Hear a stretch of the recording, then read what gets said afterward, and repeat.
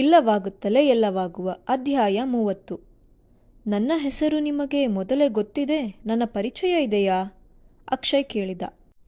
ನೀನು ಕಿರಾತಕರ ಹಳ್ಳಿಯಲ್ಲಿ ಇದ್ದಾಗಲೇ ನಿನ್ನ ಹೆಸರು ಇತ್ಯಾದಿಗಳು ತಿಳಿದವು. ಹಾಗಾಗೇ ನನ್ನನ್ನು ನಿನ್ನ ಸಂಪರ್ಕಕ್ಕೆ ಎಂದು ನೇಮಿಸಲಾಯಿತು. ನಿನಗೆ ಭಾಷೆಯ ತೊಂದರೆ ಆಗಬಾರದು ಎಂದು ವಾಸುದೇವಮೂರ್ತಿ ನುಡಿದರು. ಅಕ್ಷಯ್ ಚಿಂತಿಸಿದ.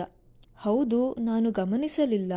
ಮೊದಲಿನಿಂದಲೂ ವಾಸುದೇವಮೂರ್ತಿ ಎನ್ನುವ ಈತ ನನ್ನೊಡನೆ ಕನ್ನಡದಲ್ಲಿ ಮಾತನಾಡುತ್ತಾ ಇರುವರು. ಇವರೇನೋ ನನ್ನನ್ನು ವಾಸು ಎಂದು ಕರೆಯಲು ತಿಳಿಸಿದರೋ ಅದೇಕೋ ಅಭಾನ ಜೊತೆ ಅಷ್ಟು ಸುಲಭವಾಗಿ ಬೆರೆತ ನಾನು ಈ ವಾಸು ಎನ್ನುವರೊಡನೆ ಬೆರೆಯಲಾಗುತ್ತಾ ಇಲ್ಲ. ಇವರು ಕನ್ನಡದಲ್ಲಿ ಮಾತನಾಡುವಾಗಲೂ ಏನೋ ಒಂದು ಭಾವ ನನ್ನನ್ನು ತಡೆದಿದೆ. ನನ್ನ ಸಮವಯಸ್ಕರಾಗಿ ಕಾಣುವ ಇವರೊಡನೆ ಬೆರೆಯಲು ಅದೇನೋ ಮಾನಸಿಕ ತೊಡಕು. ಅವನಿಗೆ ಅರಿವಿಲ್ಲದೆ ಕೇಳಿದ. ನಿಮ್ಮ ವಯಸ್ಸು ಎಷ್ಟು ಇರಬಹುದು? ವಾಸುದೇವ ನಕ್ಕು ಬಿಟ್ಟರು. ಈಗ ನೋಡು, ಮೂಲ ಪ್ರಶ್ನೆಗೆ ಬಂದೆ. ನಿನಗೆ ನನ್ನ ಜೊತೆ ಅದು ಏಕೋ ಬೆರೆಯಲು ಆಗುತ್ತಿಲ್ಲ ಅನ್ನಿಸುತ್ತಿದೆ. ಎಂಥದೋ ಮುಜುಗರ ಅಲ್ಲವೇ? ಇಲ್ಲಿ ವಯಸ್ಸನ್ನು ಲೆಕ್ಕ ಹಾಕುವುದಿಲ್ಲ. ನಾನು ಇಲ್ಲಿಗೆ ಬರುವಾಗ ಹೊರಗಿನ ಪ್ರಪಂಚದಲ್ಲಿ 1938ನೇ ಇಸವಿ ನಡೆಯುತ್ತಾ ಇದ್ದಿತು. ಈಗ ಗೊತ್ತಿಲ್ಲ, ನಮಗೆ ಆ ಯೋಚನೆ ಬರಲ್ಲ. ಅಕ್ಷಯ್ ಕೇಳಿದ. ನೀವು ಬೆಂಗಳೂರಿನ ಕಡೆಯವರಾ? ವಾಸು ನಗುತ್ತಾ ಹೇಳಿದರು. ಅನುಮಾನಗಳೆಲ್ಲ ಬೇಡ. ನಾನು ನಿನಗೆ ಮುತ್ತಾತನಾಗಬೇಕು ಸಂಬಂಧದಲ್ಲಿ. ನಿಮ್ಮ ಅಪ್ಪ ಶ್ರೀನಿವಾಸನಿಗೆ ತಾತನಾಗಬೇಕು. ನಮ್ಮ ವಂಶದಲ್ಲಿಯೇ ಎರಡನೆಯವನಾಗಿ ನೀನು ಇಲ್ಲಿ ಕಾಲಿಟ್ಟಿದ್ದು ನನಗೆ ಹೆಮ್ಮೆ ಅನಿಸುತ್ತಿದೆ. ಅಕ್ಷಯ್ ಚಕಿತನಾಗಿ ಕುಳಿತುಬಿಟ್ಟ. ಬೆಂಗಳೂರಿನಿಂದ ಹೊರಡುವಾಗ ನನ್ನ ತಂದೆ ಹೇಳಿದ ಅಲೆಮಾರಿ ಗುಣದ ಅವರ ತಾತನ ತಮ್ಮ ವಾಸುದೇವ ಇವರೇ? ನನಗಿಂತ 2 ವರ್ಷದಲ್ಲಿ ಚಿಕ್ಕವರಾಗಿ ಕಾಣುವ ಇವರು ರಿಟೈರ್ಡ್ ಆಗಿರುವ ನನ್ನ ತಂದೆಗಿಂತ ಸುಮಾರು 35-40 ವರ್ಷ ಹಿರಿಯರು ಇರಬಹುದು. ತಾನು ಇವರನ್ನು ಈಗ ವಾಸು ಎಂದು ಕರೆಯಬೇಕೋ ತಾತ ಎನ್ನಬೇಕೋ? ಅಕ್ಷಯ್ ಹೇಳಿದ. ಬಹುಶಃ ಇದೇ ಕಾರಣಕ್ಕೆ ನನಗೆ ನಿಮ್ಮನ್ನು ವಾಸು ಎಂದು ಕರೆಯಲು ಬಾಯಿ ತಡೆಯುತ್ತಾ ಇದ್ದಿತೇನೋ? ಆಗಲಿ, ಆದರೆ ನಾನು ನಿಮ್ಮ ಮೊಮ್ಮಗನ ಮಗ ಎನ್ನುವ ವಿಷಯ ನಿಮಗೆ ಹೇಗೆ ತಿಳಿಯಿತೋ? ವಾಸು ನಗುತ್ತಾ ಹೇಳಿದರು. ಹೂವಿನ ಕಣಿವೆಯಲ್ಲಿ ನೀನು ಎದುರಿಗೆ ಸಿಕ್ಕಿದ ಸನ್ಯಾಸಿಗಳ ಬಳಿ ನಿನ್ನ ಎಲ್ಲ ಪ್ರವರ ಒಪ್ಪಿಸಿದ್ದೆ. ಅದೂ ನಿನ್ನನ್ನು ಕೇಳದೆ. ಅವರೂ ತಿಳಿಸಿದರು. ಅಲ್ಲದೆ ನಿನ್ನ ಸಂಕೋಚಕ್ಕೆ ಅರ್ಥ ಇಲ್ಲ. ಅಕ್ಷಯ್, ಇದು ಬೇರೆಯದೇ ಆದ ಪ್ರಪಂಚ. ಇಲ್ಲಿ ಹಳೆಯ ಸಂಬಂಧಗಳು ಅಪ್ರಸ್ತುತ.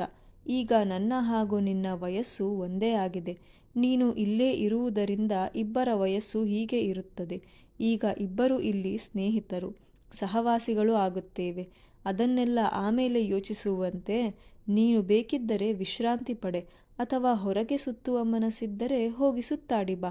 ನೀನು ಸದ್ಯಕ್ಕೆ ಇಲ್ಲೇ ಇರಬೇಕಾಗುತ್ತದೆ. ಹೊರಗೆ ಯಾರ ಹತ್ತಿರ ಹೋಗಬೇಡ, ಮಾತನಾಡಿಸುವ ಪ್ರಯತ್ನ ಮಾಡಬೇಡ. ಹೊರಗಿನಿಂದ ಬಂದಿರುವ ಕಾರಣ ಈ ಎಚ್ಚರಿಕೆ ಅಷ್ಟೆ. ಹೊರಗಿನಿಂದ ಬರುವರ ಅಂಟು ಜಾಡ್ಯಗಳ ಬಗ್ಗೆ ಒಂದಿಷ್ಟು ಮುನ್ನೆಚ್ಚರಿಕೆ ಅಷ್ಟೆ, ಅನ್ಯಥಾ ಭಾವಿಸಬೇಡ. ಅಕ್ಷಯ್ಗೆ ಹೂವಿನ ಕಣಿವೆಯಲ್ಲಿ ನಡೆದ ಯಾವ ಘಟನೆ ಅಥವಾ ಮಾತುಗಳು ನೆನಪಿನಲ್ಲಿ ಇಲ್ಲ. ಅದನ್ನು ನೆನೆಯುತ್ತಾ ಹೇಳಿದ. ಹಾಗೆ ನನ್ನಿಂದ ಬೇರೆಯವರಿಗೆ ತೊಂದರೆ ಆಗುವ ಸಾಧ್ಯತೆ ಇರುವುದಾದರೆ ಒಂದಿಷ್ಟು ದಿನ ಒಳಗೆ ಇದ್ದು ಬಿಡುವೆ. ನಂತರ ಈ ನಿವಾಸ ಬಿಟ್ಟು ಹೊರಗೆ ಹೊರಡುವೆ.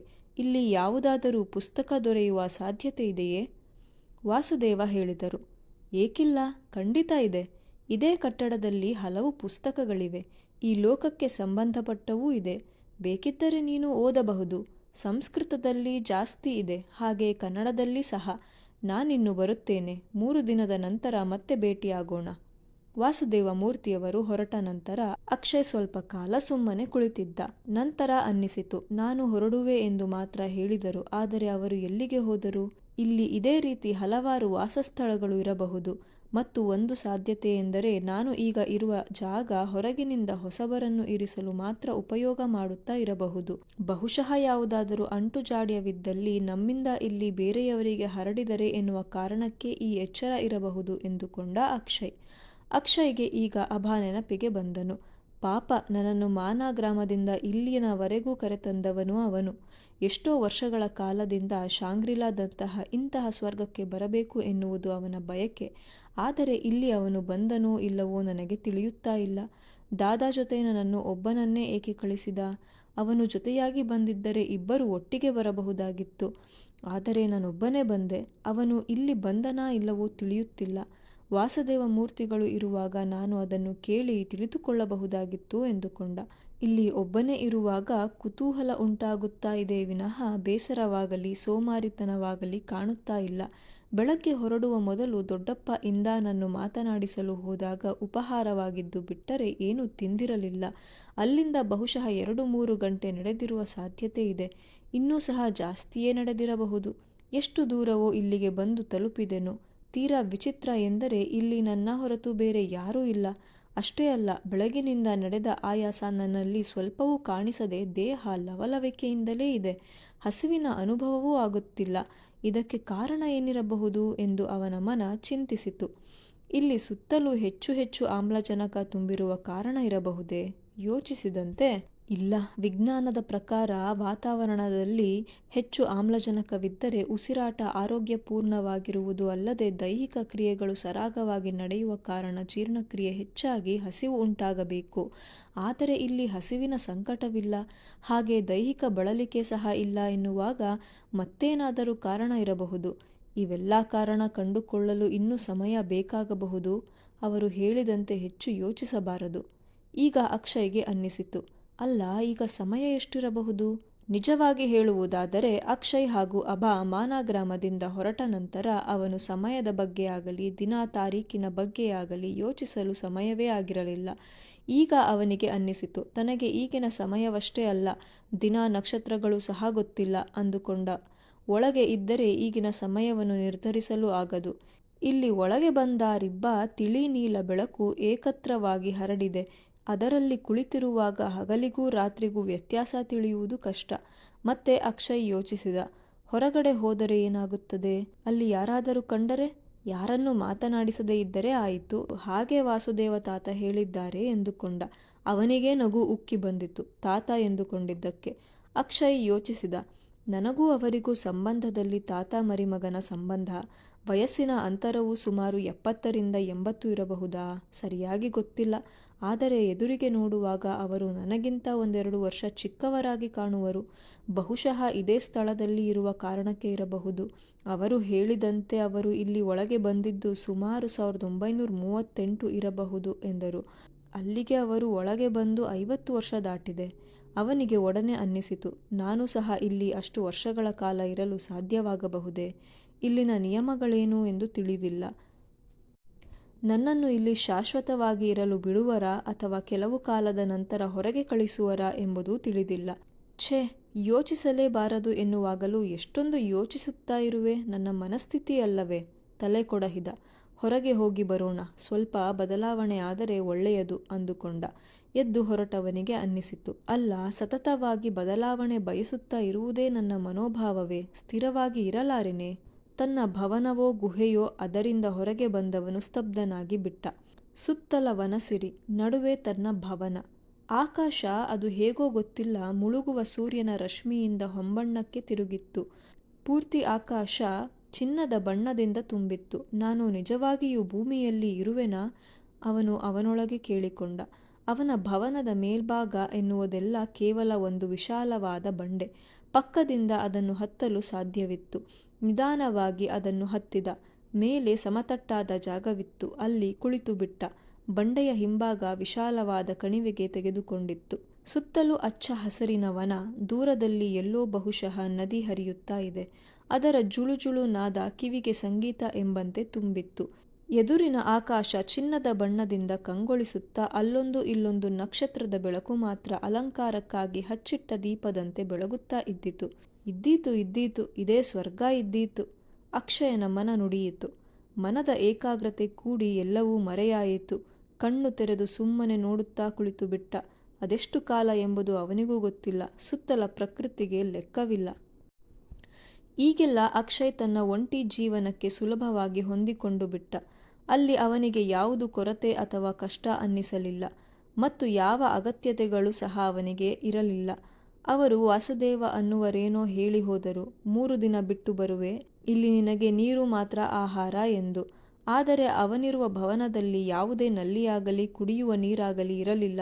ಅಥವಾ ಅಲ್ಲಿ ಬಾವಿಯಂತಹ ಯಾವುದೇ ರಚನೆ ಸಹ ಇರಲಿಲ್ಲ. ಮತ್ತು ಅದರ ಅಗತ್ಯ ಸಹ ಇರುವಂತೆ ಕಾಣಲಿಲ್ಲ. ಭವನದ ಒಳಗೆ ನೀರಿನ ಕೊಳವಿತ್ತು. ಅದಕ್ಕೆ ಎಲ್ಲಿಂದಲೋ ನೀರು ಮೇಲಿನಿಂದ ಹರಿದು ಬರುತ್ತಾ ಇದ್ದಿತು. ಕೊಳದ ನೀರಿನ ಪ್ರಮಾಣ ಮಾತ್ರ ಸ್ಥಿರವಾಗಿತ್ತು. ಅಲ್ಲಿಗೆ ಅದು ಮುಂದೆ ಎಲ್ಲಿಗೋ ಹರಿದು ಹೋಗುತ್ತಾ ಇದೆ. ತಮಾಷೆ ಎಂದರೆ ಅಷ್ಟು ನೀರು ಹರಿದು ಬಂದು ಸೇರುತ್ತಾ ಇರುವಾಗಲೇ ಕೊಳದ ನೀರಿನಲ್ಲಿ ಅಲೆಗಳಾಗಲಿ ಹರಿಯುವಿಕೆ ಆಗಲಿ ಗುರುತಿಸುವಂತೆ ಇರಲಿಲ್ಲ. ಬಹುಶಃ ನೀರು ನೆಲದ ಒಳಗೆ ಮತ್ತೆ ಎಲ್ಲಿಯೋ ಗುಪ್ತವಾಗಿ ಹರಿದು ಹೋಗುತ್ತಿರಬಹುದು. ಅಕ್ಷಯ್ ಕೊಳಕ್ಕೆ ಬಂದು ಸೇರುತ್ತಾ ಇದ್ದ ನೀರನ್ನು ಬೆಳಗ್ಗೆ ಎದ್ದು ಕುಡಿದ. ಎಂಥದೋ ತೃಪ್ತಿ. ಅದೇನೋ ಮತ್ತೆ ಬಾಯಾರಿಕೆ ಆಗಲಿ ಆಯಾಸವಾಗಲಿ ಕಾಣಲಿಲ್ಲ. ಹಾಗೆ ಏನಾದರೂ ತಿನ್ನುವ ಬಯಕೆ ಸಹ ಆಗಲಿಲ್ಲ. ಭವನವನ್ನೆಲ್ಲ ಸುತ್ತಿದ. ವಿಶಾಲವಾದ ಜಾಗ. ಎಲ್ಲಿ ಹೋದರೂ ತಿಳಿ ಬೆಳಕು ಹರಡಿರುತ್ತಾ ಇದ್ದಿತು. ಮತ್ತೆ ಅವನು ಗಮನಿಸಿದ್ದು ಅಂದರೆ ಹೊರಗೆ ಸೂರ್ಯ ಇರುವಾಗ ಬಹುತೇಕ ಬಿಳಿ ಬಣ್ಣದಲ್ಲಿ ಹರಡಿರುವ ಬೆಳಕು ಸಂಜೆ ಸೂರ್ಯ ಮುಳುಗಿದ ಅನ್ನುವಾಗ ತಿಳಿ ನೀಲಿ ಬಣ್ಣಕ್ಕೆ ತಿರುಗುತ್ತಾ ಇದ್ದಿತು. ಮತ್ತೆ ಅವನು ಗಮನಿಸಿದ್ದು ಅಂದರೆ ಹೊರಗೆ ಸೂರ್ಯ ಇರುವಾಗ ಬಹುತೇಕ ಬಿಳಿ ಬಣ್ಣದಲ್ಲಿ ಹರಡಿರುವ ಬೆಳಕು ಸಂಜೆ ಸೂರ್ಯ ಮುಳುಗಿದ ಅನ್ನುವಾಗ ತಿಳಿ ನೀಲಿ ಬಣ್ಣಕ್ಕೆ ತಿರುಗುತ್ತಾ ಇದ್ದಿತು. ಅಂದು ವ್ಯಾಸ ಗುಹೆಯಲ್ಲಿ ಕಂಡ ಹಾಗೆ. ಆ ಬೆಳಕಿನ ವ್ಯತ್ಯಾಸದಿಂದ ಗುಹೆಯ ಒಳಗಿದ್ದೇ ಹಗಲೋ ರಾತ್ರಿಯೋ ನಿರ್ಧರಿಸಬಹುದಾಗಿತ್ತು. ಅಕ್ಷಯನಿಗೆ ತೋಚಿತು, ಬಹುಶಃ ಎಲ್ಲ ಭವನಗಳು ಈ ರೀತಿಯ ಗುಹೆಯ ರಚನೆಯ ರೀತಿಯ ಬಂಡೆಗಳ ಕೆಳಗೆ ಇರಬಹುದು. ಹಾಗೂ ಈ ಬಂಡೆಗಳು ಬೆಳಗಿನ ಸೂರ್ಯನ ಬೆಳಕಲ್ಲಿ ಬೆಳಕನ್ನು ಹಿಡಿದು ರಾತ್ರಿ ಸೂರ್ಯ ಮುಳುಗಿದ ನಂತರ ತಿಳಿನೀಲಿ ಬಣ್ಣದ ಬೆಳಕನ್ನು ಹರಿಸುತ್ತಾ ಇವೆಯೇ? ಹಾಗಿದ್ದರೆ ಗುಹೆಯ ಹೊರಗೆ ಬಂಡೆಯ ಮೇಲ್ಭಾಗದಲ್ಲಿ ಏಕೆ ನೀಲಿ ಬಣ್ಣದ ಬೆಳಕು ಹೊರಹೊಮ್ಮುವುದಿಲ್ಲ? ಇದೆಲ್ಲ ಏನೋ ಕಾರಣ ಇರಬಹುದು. ಆದರೆ ಒಂದಂತೂ ನಿಜ, ಈ ಬಂಡೆಗಳು ಸೂರ್ಯನ ಬೆಳಕನ್ನು ಹೀರಿ ಮತ್ತೆ ಬೆಳಕನ್ನು ಹೊರಸೂಸುತ್ತಾ ಇವೆ. ಅಲ್ಲಿನ ನೀರನ್ನು ಕುಡಿದ ತಕ್ಷಣ ಅವನಲ್ಲಿ ಹೊಸ ಲವಲವಿಕೆ ಹೊರಹೊಮ್ಮಿತು. ಈ ಕೊಳದಲ್ಲಿ ಸ್ನಾನ ಮಾಡಬಹುದೇ ಎಂದುಕೊಂಡ. ಗೊತ್ತಿಲ್ಲ, ಇಲ್ಲಿ ಏನು ಮಾಡುತ್ತಾ ಇರುವರೂ ತಿಳಿದಿಲ್ಲ. ಈ ನೀರು ಕೇವಲ ಕುಡಿಯುವ ಅವಶ್ಯಕತೆಗೆ ಮಾತ್ರವಾ? ಹೇಗೋ ಅದೇ ನೀರಿನಲ್ಲಿ ಮುಖ ತೊಳೆದುಕೊಂಡ. ಈ ಭವನದಲ್ಲಿ ಪುಸ್ತಕಗಳಿವೆ ಎಂದು ತಿಳಿಸಿದ್ದರು. ಆದರೆ ಎಲ್ಲಿ? ಉಪಯೋಗಿಸಲು ಯಾರನ್ನು ಕೇಳಬೇಕು? ನೋಡುತ್ತಾ ಹೊರಟ. ಒಂದು ಕೋಣೆಯ ಒಳಗೆ ಹೋಗುವಾಗಲೇ ತಿಳಿದು ಹೋಯಿತು ಇದು ಓದುವ ಕೋಣೆ ಎಂದು. ಕಪಾಟುಗಳು ಎಲ್ಲವೂ ಕಲ್ಲಿನಲ್ಲಿ ಕೊರೆದಿರುವುದು. ಬಾಗಿಲುಗಳು ಏನಿಲ್ಲ. ಆದರೆ ಅದರಲ್ಲಿ ವಿವಿಧ ಭಾಗಗಳಿದ್ದು ಪುಸ್ತಕಗಳನ್ನು ಜೋಡಿಸಲಾಗಿತ್ತು. ಬಹುತೇಕ ತಾಳೆಗರಿಯ ಹಳೆಯ ಕಾಲದ ಪುಸ್ತಕಗಳು. ಅವನಿಗೆ ಕುತೂಹಲ ಅನ್ನಿಸಿ ಎಲ್ಲವನ್ನು ನಿಧಾನವಾಗಿ ತಿರುವಿ ಹಾಕಿದ. ತಾಳೆಗರಿಯ ಆ ಹಾಳೆಗಳಲ್ಲಿ ಕನ್ನಡ ಅಕ್ಷರಗಳು ಸಹ ಇದ್ದವು. ಆದರೆ ಅದೆಲ್ಲ ಮೋಡಿ ಅಕ್ಷರಗಳಂತೆ ಕಂಡಿತು. ಓದುವುದು ಸ್ವಲ್ಪ ಕಷ್ಟ. ಆದರೆ ಸ್ವಲ್ಪ ಗಮನವಿಟ್ಟು ನೋಡುವಾಗ ಅದೊಂದು ವಿಷ್ಣು ಸಹಸ್ರನಾಮ ಹಾಗೂ ಅದರ ವಿವರಣೆ ಇರುವ ಪುಸ್ತಕ ಎಂದು ತಿಳಿಯಿತು. ಹಾಗೆ ಕೆಲವು ಸಾಧಾರಣ ಹೊರಗಿನ ಪ್ರಪಂಚದಲ್ಲಿ ಕಾಣಿಸುವ ರೀತಿಯ ಕಾಗದದ ಪುಸ್ತಕಗಳು, ಹಿಮಾಲಯದ ಬಗೆಗಿನ ವಿವರಗಳು, ಪ್ರಪಂಚದ ವಿವಿಧ ಜಾಗಗಳ ವಿವರಗಳು, ವಿಜ್ಞಾನ ವಿವರಣೆ, ಏನೆಲ್ಲ ಪುಸ್ತಕಗಳು ಇದ್ದವು. ಬಹುತೇಕ ಸಂಸ್ಕೃತ, ಆದರೂ ಇಂಗ್ಲಿಷ್ ಹಾಗೂ ಇತರೆ ಭಾಷೆಯಲ್ಲಿ ಇದ್ದವು. ಕನ್ನಡದಲ್ಲಿ ಇದ್ದ ಪುಸ್ತಕಗಳು ಬಹಳಷ್ಟು ಹಿಮಾಲಯದ ವಿವರಣೆಗೆ ಮೀಸಲಾಗಿತ್ತು. ಅವನಿಗೆ ಅರ್ಥವಾಗಲಿಲ್ಲ ಇವೆಲ್ಲ ಎಲ್ಲಿ ಮುದ್ರಣ ಆಗಿರಬಹುದು ಎಂದು. ಅದರಲ್ಲಿ ಮುದ್ರಕರ ಬಗ್ಗೆ ಅಥವಾ ಲೇಖಕರ ಬಗ್ಗೆಗೆ ಯಾವುದೇ ವಿವರಣೆ ಇರಲಿಲ್ಲ. ಕೆಲವು ಪುಸ್ತಕಗಳು ಈಗ ಅವನಿರುವ ಕಣಿವೆ ಅನಂತ್ ಬಗೆಗೆ, ಅಲ್ಲಿರುವ ಮರಗಿಡಗಳ ವಿವರಗಳು, ಪಕ್ಷಿ ಪ್ರಾಣಿಗಳ ಬಗ್ಗೆ ಹೀಗೆ ಕುತೂಹಲ ಮೂಡಿಸಿದವು. ನಿಧಾನಕ್ಕೆ ಎಲ್ಲ ಪುಸ್ತಕಗಳನ್ನು ಓದಬೇಕು ಎಂದು ನಿರ್ಧರಿಸಿದ ಅಕ್ಷಯ್. ಹಾಗೆ ಅನ್ನಿಸಿತು, ತಾನು ಹೊರಗೆ ಬೇರೆಯವರಿಗೆ ತೊಂದರೆ ಕೊಡದೆ ಓಡಾಡಲು ಏನೂ ಅಡ್ಡಿಯಿಲ್ಲ ಎಂದು. ಅವರೇ ಅಂದರೆ ವಾಸು ತಾತನೇ ಹೇಳಿದ್ದರು, ಬೇರೆಯವರ ಹತ್ತಿರ ಹೋಗದಿದ್ದರೆ ಸಾಕು ಎಂದು. ತನಗೆ ಏನಾದರೂ ಅಂಟು ಕಾಯಿಲೆಗಳಿದ್ದು ಬೇರೆಯವರಿಗೆ ಅಂಟುವ ಸಾಧ್ಯತೆ ಇರಬಹುದು ಎಂದು. ಅವನಿಗೆ ವಾಸು ತಾತ ಎಂದು ತಾನು ಯೋಚಿಸಿದ್ದು ನಗು ಉಕ್ಕಿಸಿತ್ತು. ತನಗಿಂತ ಸುಮಾರು 1-2 ವರ್ಷ ಚಿಕ್ಕವರಾಗಿ ಕಾಣುವ ವಾಸುದೇವ ಮೂರ್ತಿಯನ್ನು ತಾನು ತಾತ ಎಂದು ಕರೆದಿದ್ದು ನೆನೆದು ಅವನಿಗೆ ನಗು ತರಿಸಿತ್ತು. ಆದರೆ ಅದು ಸತ್ಯ ಎಂದು ಮತ್ತೆ ಯೋಚಿಸುವಾಗ ವಿಚಿತ್ರ ಎನ್ನಿಸಿತು. ಮತ್ತೆ 3-4 ದಿನ ಕಳೆದು ಬರುವುದಾಗಿ ಅವರು ಹೇಳಿದ್ದರ ಕಾರಣ ಮಾತ್ರ ಗೊತ್ತಾಗಲಿಲ್ಲ. ಅವರ ಮಾತಿನಂತೆ ತಾನು ಹೊರಗೆ ಓಡಾಡಿದರೆ ಏನೂ ತೊಂದರೆ ಇಲ್ಲ ಅನ್ನಿಸಿತು. ಹೊರಗೆ ಯಾರಾದರೂ ಎದುರಿಗೆ ಬರಬಹುದೇ? ಪ್ರಪಂಚದ ಕಣ್ಣಿಗೆ ಮರೆಯಾಗಿ ಇಲ್ಲಿ ಬಂದು ನೆಲೆಸಿರುವವರು, ಅಥವಾ ಮಹಾಭಾರತದ ಕಥೆಯಲ್ಲಿ ಪಾಂಡವರು ಇಲ್ಲಿಗೆ ಬಂದಿರುವ ಸಾಧ್ಯತೆ ಇದ್ದು ತನ್ನ ಎದುರಿಗೆ ಬರಬಹುದೇ? ಎಂದೋ ಮನೆಯಿಂದ ಹೊರಗೆ ಹೋದ ತನ್ನ ಮುತ್ತಾತ ತನ್ನ ಎದುರಿಗೆ ಕಾಣಿಸಿಕೊಳ್ಳುವರು ಎಂದರೆ ಉಳಿದಿದ್ದು ಸಾಧ್ಯ ಇರಬಹುದೇ? ಅವನಿಗೆ ಉತ್ತರ ಹೊಳೆಯಲಿಲ್ಲ. ಸರಿ, ಇಲ್ಲಿ ಸುಮ್ಮನೆ ಕುಳಿತು ತಲೆಗೆ ಕೆಲಸ ಕೊಡುವ ಬದಲು ಹೊರಗೆ ಸುತ್ತಾಡುತ್ತಾ ಕೈಕಾಲಿಗೆ ಕೆಲಸ ಕೊಡುವುದು ಒಳ್ಳೆಯದು ಎನ್ನುವ ನಿರ್ಧಾರದೊಂದಿಗೆ ಹೊರಗೆ ಹೊರಟ. ತಾನಿರುವ ಭವನದಿಂದ ನಿನ್ನೆ ಸಹ ಹೊರಬಂದಿದ್ದ.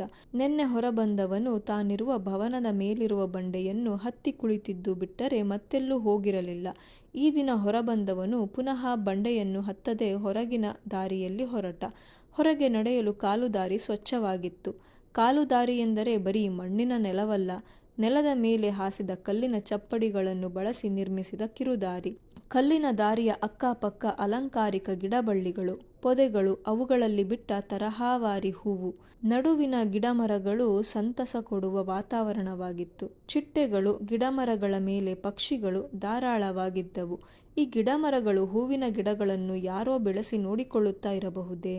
ಈಗ ಸುತ್ತಾಡುತ್ತಾ ಇಳಿಜಾರಿನತ್ತ ಹೊರಟ.